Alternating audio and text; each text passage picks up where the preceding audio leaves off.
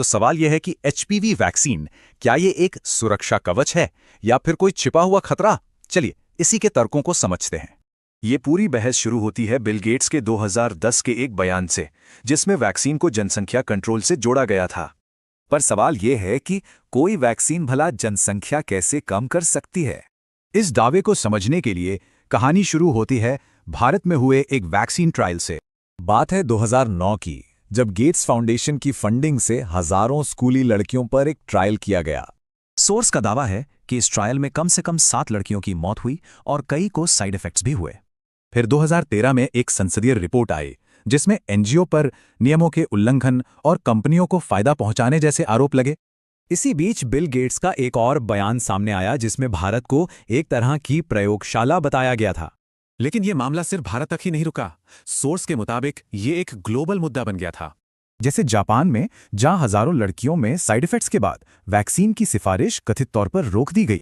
फिर आयरलैंड में भी सैकड़ों लड़कियों के बीमार पड़ने की खबरें आईं, जिनमें गंभीर और लंबी बीमारियां शामिल थीं। और अमेरिका में भी एक यूनिवर्सिटी की स्टडी ने इस वैक्सीन को कुछ न्यूरोलॉजिकल दिक्कतों से जोड़ा। तो सवाल उठता है कि क्या सर्वाइकल कैंसर का असली कारण कुछ और है? सोर्स का तर्क कुछ ऐसा ही है। सोर्स का तर्क है कि वजह सिर्फ वायरस नहीं बल्कि मल्टीपल सेक्सुअल पार्टनर्स का होना है।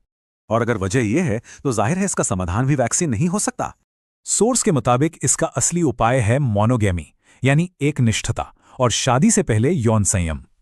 तो फिर सवाल यह है कि वैक्सीन पर इतना जोर क्यों दिया जा रहा है? यहीं से एक बड़ी साजिश की बात शुरू होती है।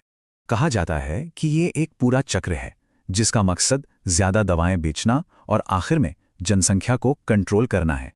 इतना ही नहीं, विज्ञापनों में दिखाए जाने वाले आंकड़ों पर भी सवाल उठाए गए हैं कि आखिर उनका सोर्स क्या है।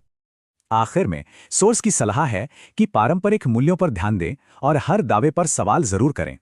अब इन सारे तर्कों के बाद इस पर क्या सोचना है, ये फैसला तो हर किसी को खुद ही करना है।